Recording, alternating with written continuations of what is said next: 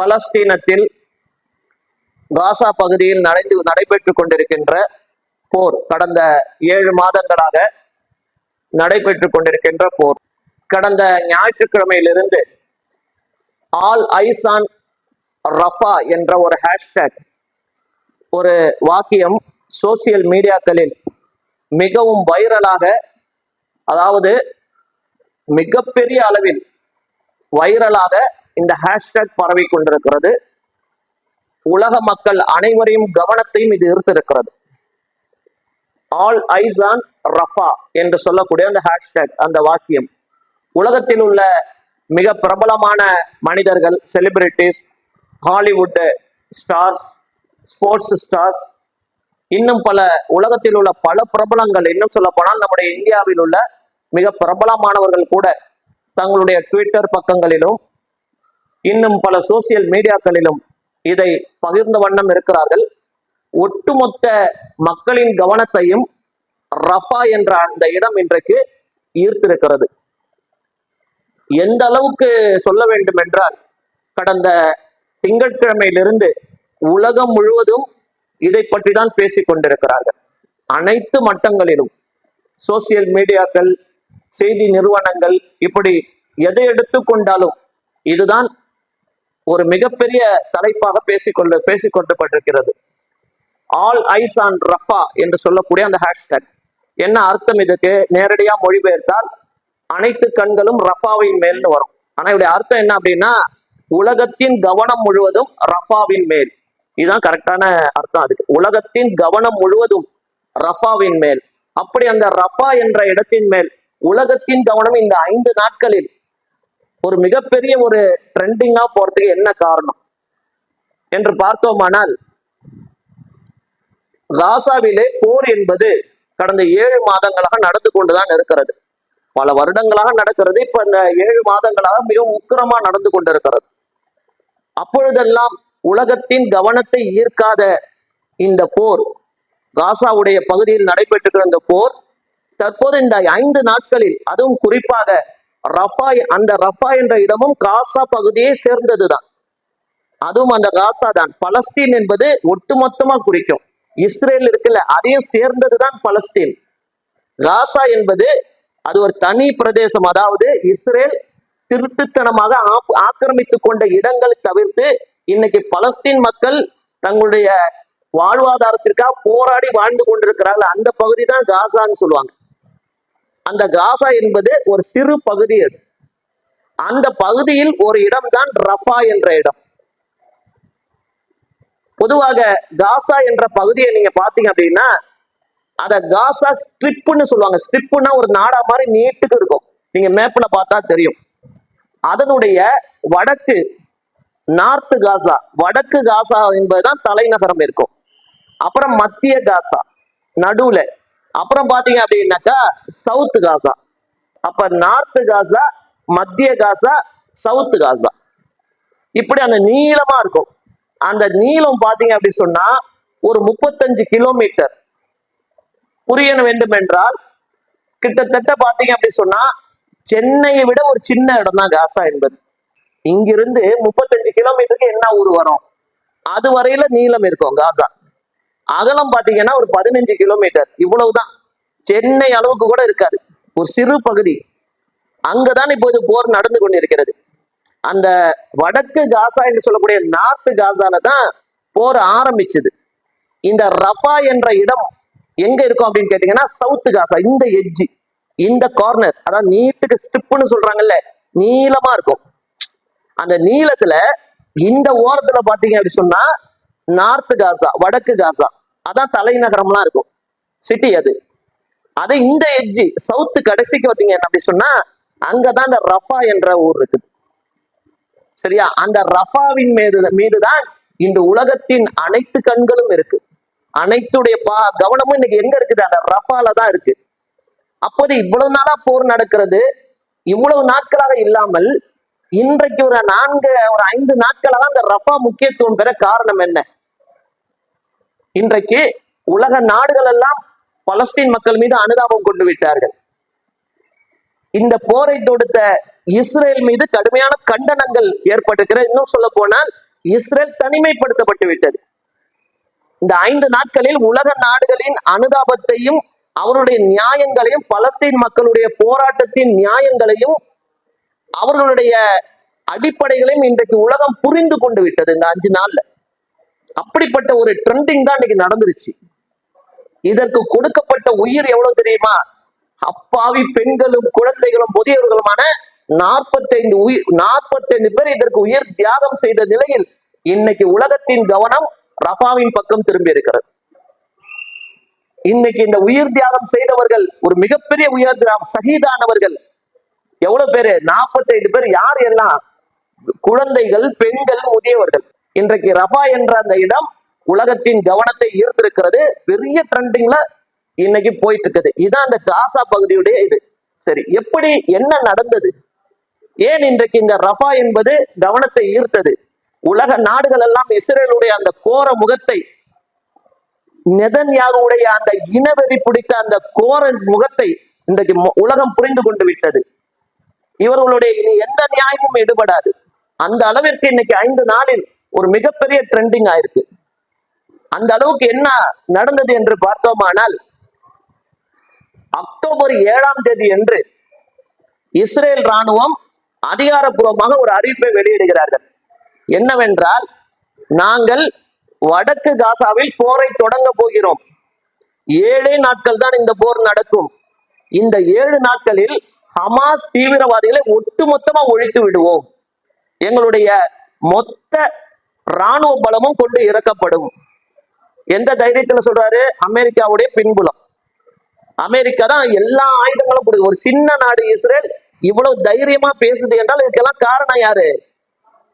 அமெரிக்காவுடைய முழு சப்போர்ட் அவங்களுக்கு இருக்கு. அமெரிக்கா தான் இதுக்கு முழுமையான ஒத்துழைப்பும் ஆயுத சப்ளையும் பண்ணிட்டு இருக்கு. அக்டோபர் 7ஆம் தேதி என்று நாள் குறித்து அந்த ஆபரேஷன் ஆரம்பிக்கிறாங்க, ராணுவ ஆபரேஷன். அப்போ இது நெதன்யாகு என்ன சொல்றாரு அப்படின்னா, இஸ்ரேலுடைய பிரதமர் 7 நாட்கள் தான் இந்த யுத்தம் நடக்கும். 7 நாட்களில் வடக்கு பிரதேசத்தில் அந்த பகுதியில் தான் ஹமாஸுக்கு நிறைய ஆயுத சப்ளை, அவங்களுடைய நெட்வொர்க் ஃபுல்லா அங்கதான் இருக்கு. அதை முற்றிலுமா 7 நாட்கள்ல நாங்க காலி பண்ணிடுவோம். இனி ஹமாஸ் என்ற இயக்கமே இருக்காது. எங்களுக்கு தேவை 7 நாட்கள்ங்கிறார். அறிவித்து விட்டு இறங்குறாரு. என்ன காரணம் அப்படின்னு பாத்தீங்கன்னா, அதுக்கு சில நாட்களுக்கு முன்பு ஒரு சம்பவம் நடக்குது. என்ன சம்பவம் அப்படின்னு பாத்தீங்கன்னா, இஸ்ரேலுடைய தலைநகரமான டெல் அவிவ்ல ஒரு ஏவுகணை, கடுமையான ஏவுகணை தாக்குதல். அப்ப இந்த தாக்குதலை நடத்தியது ஹமாஸ் தான் என்று ஹமாஸ் மீது பழி போட்டு இவங்க என்ன செய்யறாங்க? இதுக்கு பழி வாங்கும் விதமா தான் இதுக்கு மேல நான் ஹமாஸை விட மாட்டோம், பலஸ்தீன போராளிகளான ஹமாஸ் தீவிரவாத குழுக்கள் அது, அவங்களை நாங்க விடமாட்டோம் அப்படின்னு சொல்லிட்டு அந்த அக்டோபர் 7ஆம் தேதி தன்னுடைய முழு போர்ஸையும் இறக்குறாங்க. இதற்கு Germany, Netherlands, France, UK, US எல்லாம் ஆதரவு கொடுக்குறாங்க. யாருக்கு? இஸ்ரேலுக்கு. இந்த ஹமாஸ் என்பது தீவிரவாத குழுக்கள், இவங்களை விடாதீங்க, ஒட்டுமொத்தமா இவங்களை அழித்து விடுங்கள் என்று யார் யாரு? பெரிய பெரிய நாடுகள், ஜெர்மனி, நெதர்லாந்து, பிரான்ஸ், இவங்கெல்லாம் ஆதரவு கொடுக்குறாங்க. ஆனா ராணுவ ஆயுத சப்ளை பண்றது யாரு? அமெரிக்கா. இந்த தைரியத்தில் இஸ்ரேல் ராணுவம் களம் இறங்குது. இந்த 7 நாள் என்ன ஆகுதுன்னா, பதிலடி தாக்குதலும் பயங்கரமா இருக்கு. இன்றைக்கு பாத்தீங்க அப்படின்னா எல்லா ஊடகங்களும், இன்னைக்கு எல்லா ஊடகங்களும் தவறான செய்திகளை கொடுக்கிறாங்க. உண்மை கள நிலவரத்தை கொடுக்கிறது இல்லை. மறைமுகமான இஸ்ரேலுக்கான ஆதரவு தான் தமிழ் ஊடகங்களா இருந்தாலும் சரி, 1-2 பேர் நியாயமா பேசுறாங்க. இந்த தமிழ் யூடியூபர்ஸ் எல்லாம், ஒரு பிரபலமான எந்த யூடியூபர்ஸ் நீங்க எடுத்துக்கொண்டாலும் மறைமுகமா இஸ்ரேலுக்கு தான் சப்போர்ட் பண்றாங்க. உண்மையான கள நிறுவனம் தான் இன்னைக்கு நான் சொல்றேன் உங்கள்கிட்ட. உண்மையா அங்க என்ன நடக்குது என்று பார்த்தோமானால், அக்டோபர் 7ஆம் தேதி இஸ்ரேல் ராணுவம் தாக்குதலை தொடங்கினவுடன் பதிலடியும் பயங்கரமா கொடுக்குறாங்க. யாரு? ஹமாஸ் கொடுக்குறாங்க. இரண்டாவது, சவுத் லெபனான், அங்க உள்ள ஹிஸ்புல்லா, அவங்க ஹமாஸுக்கு ஆதரவு எப்போதுமே. சவுத் லெபனான்ல இந்த எல்லையில என்ன பண்றாங்க? அவங்க அங்க இருந்து கொண்டு இஸ்ரேல் ராணுவத்தை தாக்குறாங்க. இந்த சைடு பாத்தீங்கன்னா யமனுடைய ஹவுதி ராணுவம், அவங்களும் ஹமாஸ்க்கு சப்போர்ட். ஆனால் இந்த செய்தியெல்லாம் எந்த ஊடகமும் சொல்லல. எல்லாமே என்ன தெரியுமா சொல்றாங்க, ஓரளவு நியாயமா சொல்றாங்க, இல்லைன்னு சொல்ல. ஏதோ இஸ்ரேல் கைதான் ஓங்கி இருக்கிறது, ஹமாஸ், ஹிஸ்புல்லா, ஹவுதி ராணுவம்லாம் ரொம்ப அடி வாங்கிட்டு இருக்கிறாங்க, ரொம்ப பின்தங்கி போறாங்க, காசாவுடைய பெரும்பாலான பகுதிகளை இஸ்ரேல் கைப்பற்றி விட்டது, 75% பகுதிகளை கைப்பற்றி விட்டது என்று உளவியல் ரீதியா இஸ்ரேலுக்கான ஆதரவை கொடுத்து உலக முஸ்லிம்களின் மனநிலையை பலவீனப்படுத்துறாங்க. ஆனா உண்மை நிலவரம் அது கிடையாது. எல்லா ஊடகங்களும், ஏன்னா இவங்களுக்கு முஸ்லிம்கள் என்றாலே, இஸ்லாமிய நாடுகள் என்றாலே இவங்க எல்லாருக்குமே எதிரியா பார்க்கக்கூடிய நிலைதான் இருக்கும். அது அமெரிக்காவா இருக்கட்டும், பிரான்ஸா இருக்கட்டும், யூகேவா இருக்கட்டும், எல்லாமே அப்படிதான் இருப்பாங்க, ரஷ்யாவை தவிர. அப்ப என்ன பண்றாங்க, 7 நாள்ல டைம் வச்சு இறங்குறாங்க இஸ்ரேல் ராணுவம். ஆனா அவங்களால முடியல. பதிலடி பயங்கரமா இருக்கு. எந்த அளவுக்குன்னா, வடக்கு காசாவுல ஹமாஸுடைய போராளிகளின் எதிர்ப்பு பயங்கரமா இருக்கு. அந்த இஸ்ரேலின் ராணுவ கிடங்களை எல்லாம் தகர்க்கிறாங்க வெடி வச்சு. ட்ரோன் தாக்குதல் நடக்குது, ஏவுகணை தாக்குதல் நடக்குது. இஸ்ரேல் ராணுவ சிப்பாய்கள் கொத்து கொத்தாக என்ன பண்றாங்க, கொல்லப்படுகிறார்கள். இஸ்ரேலுக்கு ஒரு மிகப்பெரிய பின்னடைவு. இந்த பக்கம் பாத்தீங்கன்னா சவுத் லெபனான்ல ஹிஸ்புல்லா இயக்கம், அவங்க அங்க அடிக்கிறாங்க. இதுல பெரிய விஷயம் என்ன பாத்தீங்கன்னா, இது யாருமே சொல்ல மாட்டேங்கிறாங்க. அதான் இது உண்மை. நீங்க வெளிநாட்டு உண்மையான ஊடகங்கள்ல போய் பார்க்கணும். இந்த பக்கம் பாத்தீங்க அப்படின்னா, யமனுடைய ஹவுதி ராணுவம் அவங்க கடல் வழியா தாக்குதல் நடத்துறாங்க. இஸ்ரேலுக்கு போகக்கூடிய வணிக கப்பல்கள், அமெரிக்காவுடைய வணிக கப்பல்கள் கிட்டத்தட்ட பாத்தீங்கன்னா அவங்களுடைய பொருளாதாரத்தை அடிக்கிறாங்க. அந்த கடல் வழி தாக்குதல் முழுமையா யாரு பண்றா அப்படின்னா, யமனுடைய ஹவுதி ராணுவம் பண்றாங்க. இதுல இஸ்ரேலுக்கு பெரிய அடி. அப்ப 7 நாள் நேரம் குறித்து இறங்கிய இஸ்ரேல் பயங்கரமான பின்னடைவை சந்திக்கிறது. இவங்களால அந்த வடக்கு காசாவுல ஒரு ஸ்டெப் கூட முன்னாடி போக முடியல. அதான் உண்மை.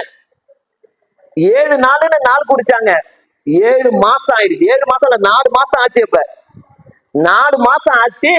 இவங்களால ஒரு ஒரு ஒரு சின்ன ஸ்டெப் கூட முன்னாடி போக முடியல இஸ்ரேலால. வடக்கு காசால எல்லாம் அவங்க எதுவும் பிடிக்க முடியல. அதான் உண்மை. இன்னும் சொல்ல போனா கிட்டத்தட்ட 180 இஸ்ரேல் ஹை அபிஷியல்ஸ், ராணுவ வீரர்களை ஹமாஸ் பணைய கைதிகளா பிடிச்சு வச்சிருக்கிறாங்க. இந்த 4 மாசம் போராடுறாங்க. அதுல ஒரு பணைய கைதி கூட அவங்களால மீட்க முடியல. இஸ்ரேலால ஒரு பணைய கைதிகளும் மீட்க முடியல. இதனால இஸ்ரேல் மக்கள் மத்தியில நெதன்யாகுவுக்கு கடுமையான அழுத்தங்கள் வருது. 180 பணைய கைதியின் குடும்பங்களும் போராட்டத்துல இறங்குறாங்க. இவ்வளவு நீங்க 7 நாள்னு நாலு குறிச்சு ராணுவத்துல இறங்குன பெரிய போர்ஸ் இருக்குன்னு 4 மாசம் ஆச்சு. அக்டோபர்ல 4 மாசம் ஆச்சு. ஒரு பணைய கைதியை கூட அவங்க மீட்க முடியல. எங்க குடும்பத்தார் எங்க இருக்கிறாங்க, அவங்க உயிரோட இருக்காங்களா இல்லையா, ஒன்னும் தெரியல. இப்ப இவ்வளவு போர்ஸோட இறங்கின இஸ்ரேல் 4 மாசத்துல அவங்களுடைய ஒரு பணைய கைதி கூட மீட்க முடியல. ஹமாஸுடைய ஒரு தலைவரை கூட பிடிக்க முடியல அவங்களால. இதான் உண்மை. அந்த 4 மாசம் ஆனவன மிகப்பெரிய தலைக்குனிவு இஸ்ரேலுக்கு ஏற்படுது, அமெரிக்காவுக்கு ஏற்படுது. இப்படி ஏற்பட்ட உடனேதான் இந்த 4 மாசத்துல காசா பகுதியில கடுமையான தாக்குதல் ஏற்படும் போது குண்டு மழை பொழியுது. ஏவுகணை தாக்குதல்கள், ட்ரோன் தாக்குதல்கள், இஸ்ரேல் பயங்கரமா தாக்குறான். இதுல ஏகப்பட்ட நிறைய சிவிலியன்ஸ், பொதுமக்கள் இறந்து போறாங்க. அப்பதான் உலக நாடுகள்லாம் குரல் கொடுக்கறாங்க, நீ ஹமாஸ பிடிக்கிறன்னு சொல்லிட்டு பொதுமக்களை நீ கொல்ற. கொஞ்சம் கொஞ்சமா இவனுடைய முகம் வெளியில தெரியுது, இஸ்ரேலுடைய முகம், நெதன்யாவுடைய அந்த கோர முகம் தெரியுது. அப்பதான் என்ன பண்றாங்க, ஐநா சபையில சவுத் ஆப்பிரிக்கா இஸ்ரேல் மேல சர்வதேச நீதிமன்றத்துல சவுத் ஆப்பிரிக்கா ஒரு என்ன பண்ணுது, ஒரு வழக்கு போடுது. யார் மேல? இஸ்ரேல் மேல, நெதன்யாகு மேல. போட்டது முஸ்லீம் நாடுலாம் கிடையாது, சவுத் ஆப்பிரிக்கா போடுறான். இந்த போர் ஆரம்பிச்சு 4 மாசத்துக்கு பிறகு சவுத் ஆப்பிரிக்கா ஒரு கேஸ் போடுது சர்வதேச நீதிமன்றத்துல. என்ன போடுதுன்னா, போர் ஹமாஸ் போராளிகளை பிடிக்க போறோம் என்ற பெயரில் இஸ்ரேல் ஏகப்பட்ட சிவிலியன்ஸ், பொதுமக்களை கொள்கிறார்கள், குழந்தைகள், பெண்கள்லாம். அந்த 4-5 மாதங்களில் கொல்லப்பட்ட மக்களின் எண்ணிக்கை எவ்வளவு தெரியுமா? 36,000 மக்கள், பலஸ்தீன் மக்கள் கொல்லப்பட்டார்கள். கொஞ்சம் நஞ்சம் கிடையாது, 1000 8,000 இல்ல, 36,000 பலஸ்தீன் அப்பாவி பொதுமக்கள் கொல்லப்பட்டார்கள். இது அதிகாரப்பூர்வமான அறிவிப்பு. அதிகாரப்பூர்வம் இல்லாம எவ்வளவு பேருன்னு தெரியாது. அதிகாரப்பூர்வமான அறிவிப்பு எவ்வளவு? 36,000 பலஸ்தீன் மக்கள் கொல்லப்படுகிறார்கள். அதுல ஹமாஸை சேர்ந்தவர்கள் ஒரு 5,000 பேர் தாங்கிறாங்க. ஹமாஸ் போராளிகள் எவ்வளவு பேர்? 5,000 பேர் தான். அப்ப 31,000 பேர் யாரு? குழந்தைகள், பெண்கள், முதியவர்கள், இவங்க கொல்லப்படுறாங்க. இத பார்த்த உடனே தான் சவுத் ஆப்பிரிக்கா என்ன பண்றாங்க? ஐநா சபையுடைய சர்வதேச நீதிமன்றத்துல ஒரு கேஸ் போடுறான். யார் மேல? நெதன்யாகு மேலையும் இஸ்ரேல் மேலையும். ஐநா சபை தலையிட்டு இதை உடனே தடுத்து நிறுத்த வேண்டும். அவனுடைய அந்த வழக்குக்கு நிறைய நாடுகள் சப்போர்ட் பண்ண ஆரம்பிச்சாங்க. இந்த அழுத்தங்களும் இஸ்ரேலுக்கு வந்துச்சு. இதை விசாரித்து விட்டு 5 மாதத்திற்கு பிறகு சர்வதேச நீதிமன்றம் தீர்ப்பு கொடுத்துச்சு. எங்களுக்கு கிடைத்த தரவுகளை எல்லாம் நாங்கள் வைத்து பார்க்கும் போது இஸ்ரேல் உலகத்தின் போர் நியதிகளை மீறி இருக்கிறது. இவங்க போருக்குள்ள எந்த இதையும் அவங்க கரெக்டா பண்ணல.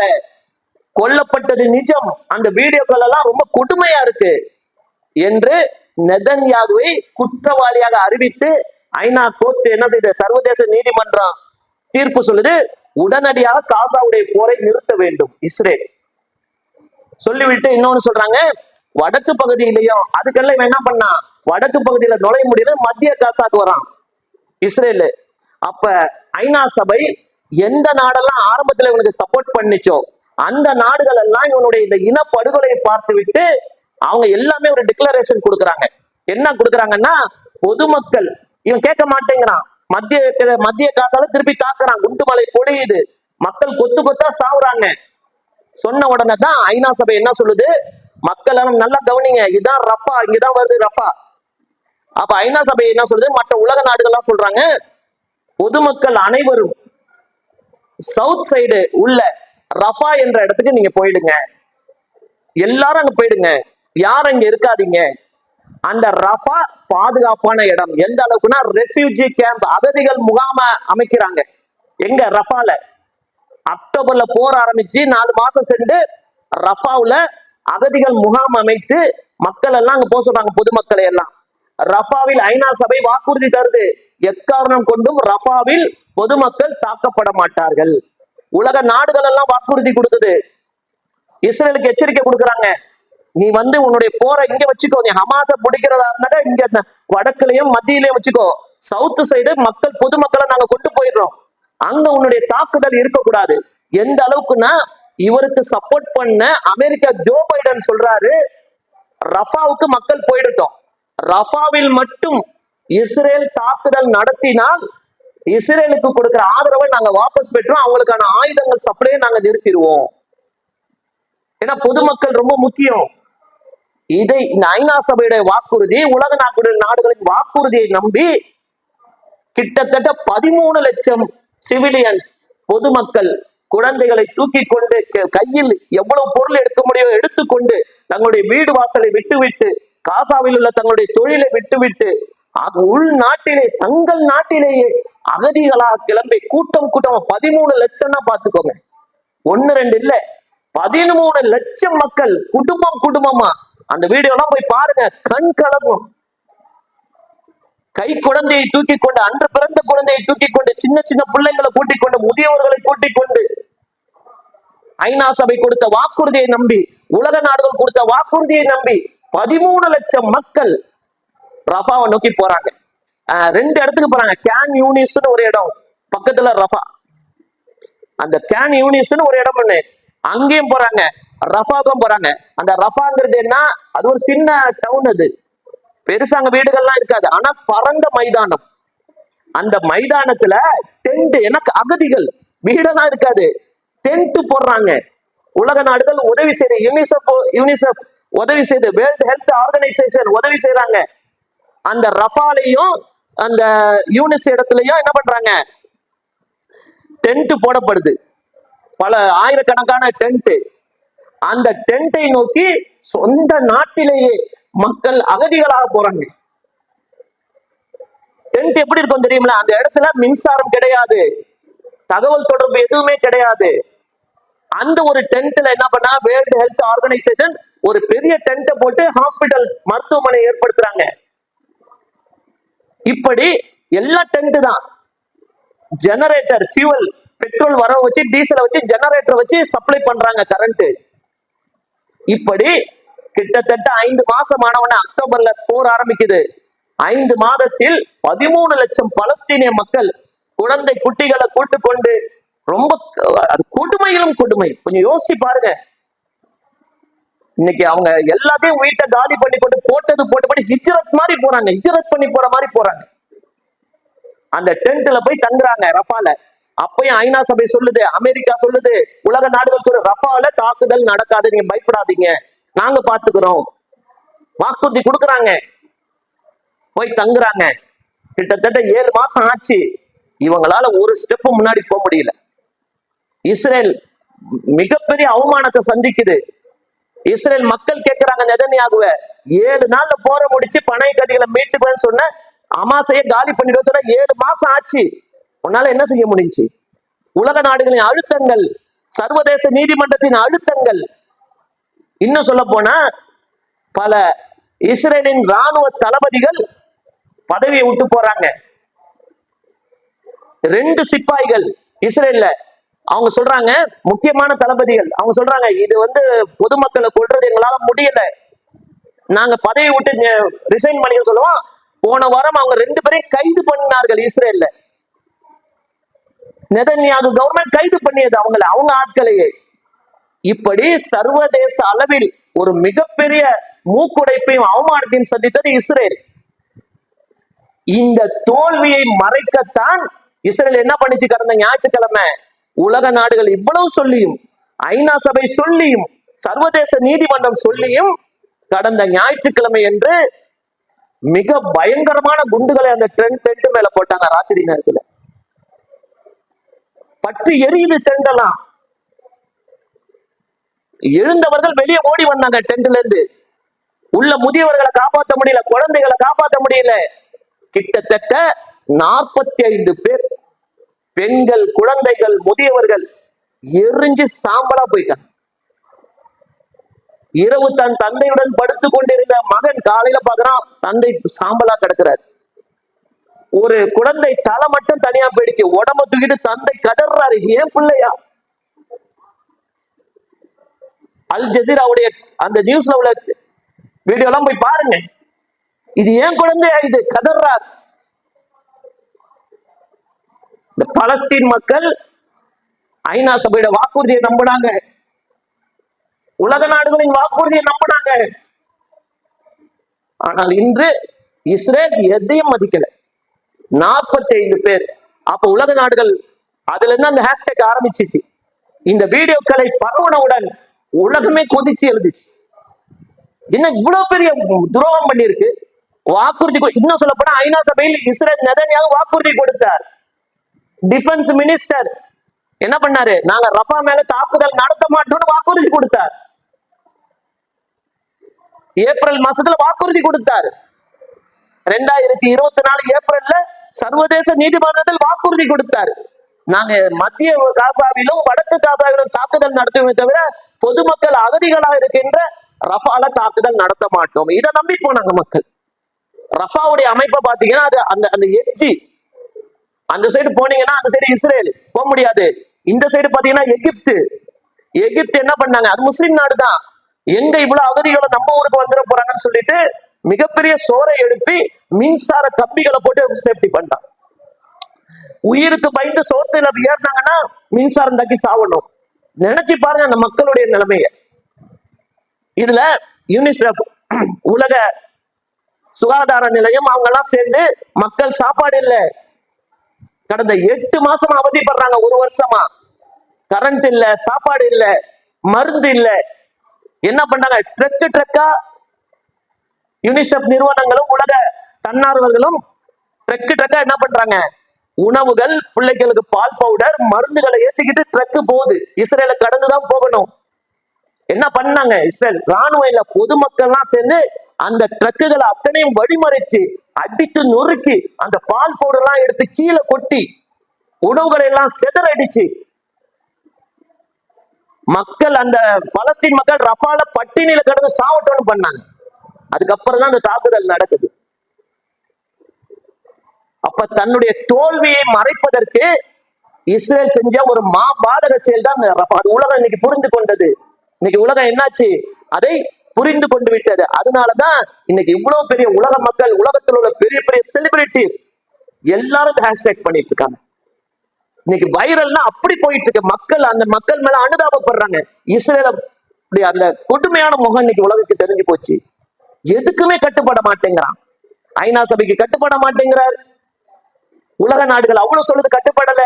இன்னைக்கு 45 பேர் தங்கள் உயிரை கொடுத்து இன்னைக்கு இஸ்ரேலுடைய அந்த கொடுமையான முகத்தை உலகத்துக்கு காட்டியிருக்காங்க. இவ்வளவு நாள் சொன்னாங்க, கேட்கல.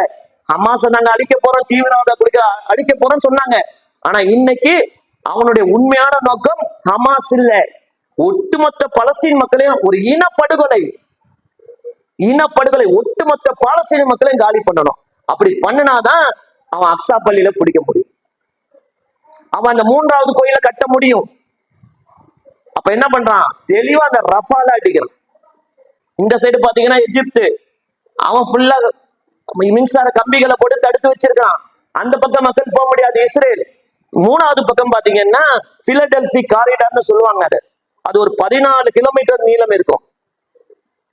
ஏன்னா அந்த இஸ்ரேலுடைய கோர முகத்தை சொல்றேன் ஒண்ணு ஒண்ணா. அந்த 14 கிலோமீட்டர் பாத்தீங்க அப்படின்னா 1948 இஸ்ரேல் எகிப்துடைய வார், 2 பேருக்கு சண்டை நடந்துச்சு. 48, 51 இப்படி வருஷம் நடக்குது. அப்ப எகிப்தும் இஸ்ரேலும் ஒரு என்ன பண்றாங்க, ஒரு கோல்டு பீஸ் அக்ரிமெண்ட் ஒரு அக்ரிமெண்ட் போடுறாங்க.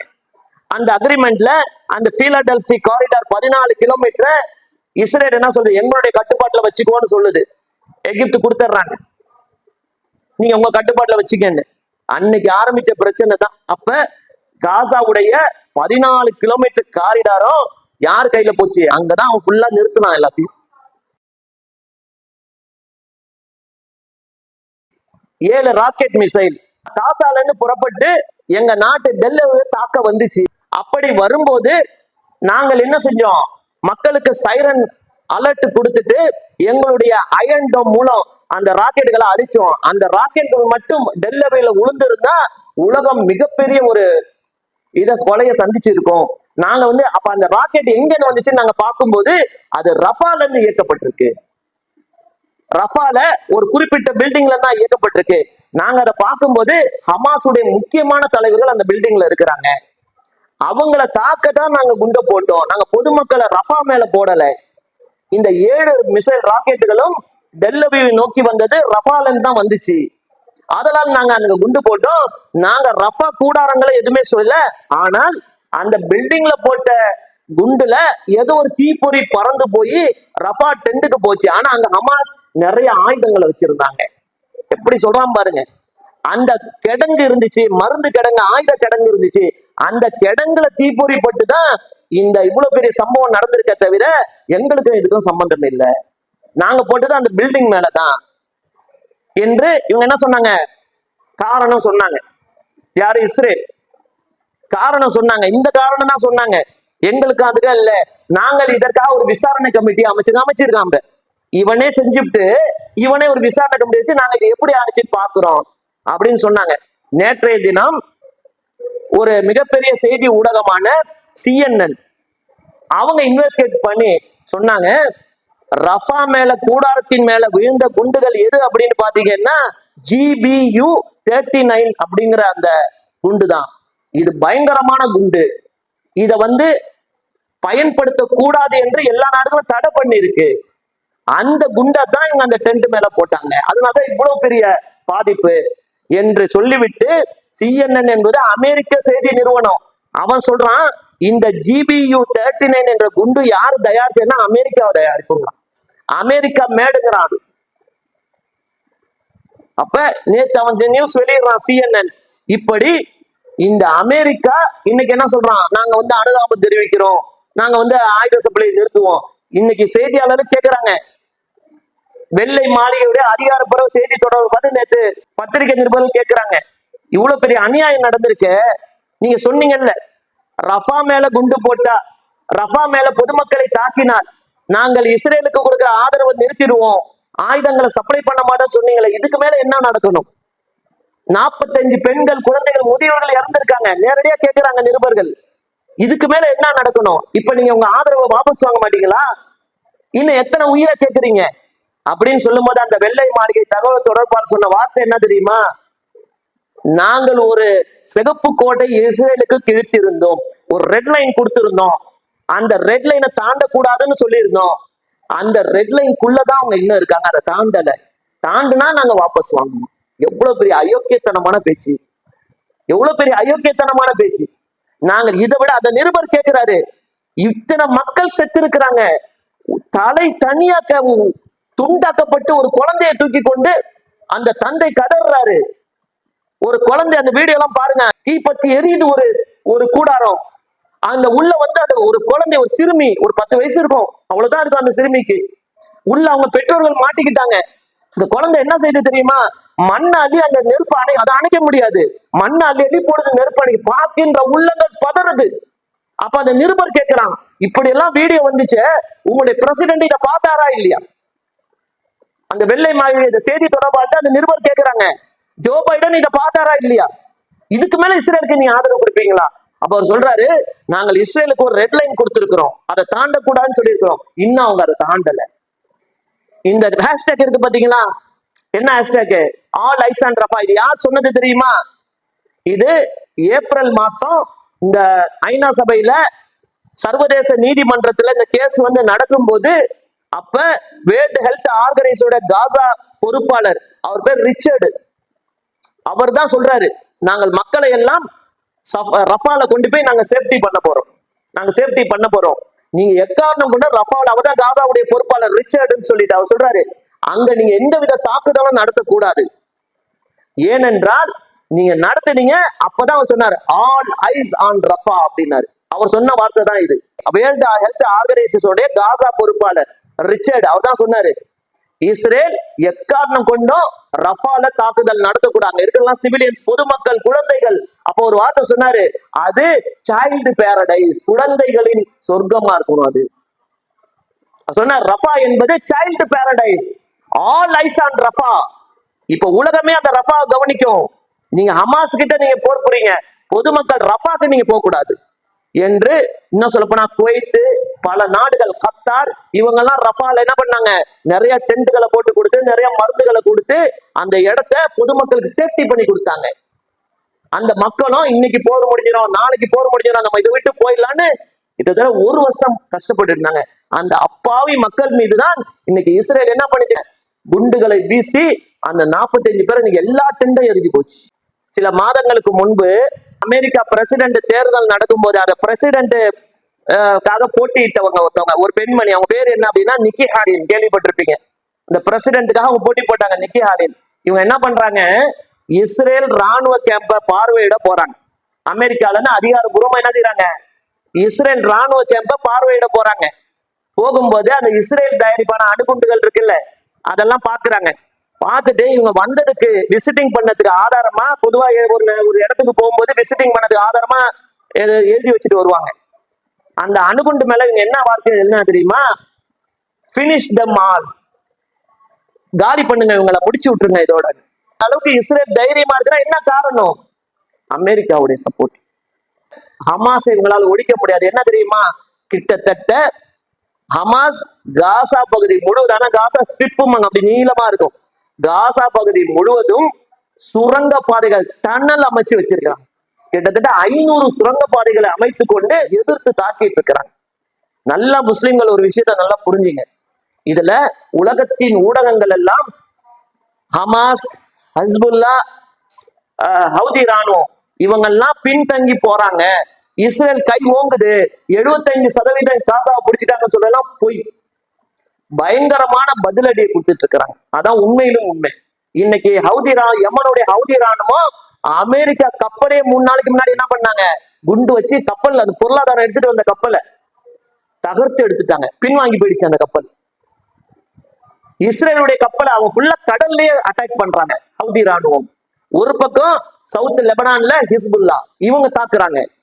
இந்த தோல்வியை மறைக்கத்தான் இன்னைக்கு இஸ்ரேல் என்ன பண்ணுச்சு, ரஃபா மேல தாக்குதல் நடந்தது.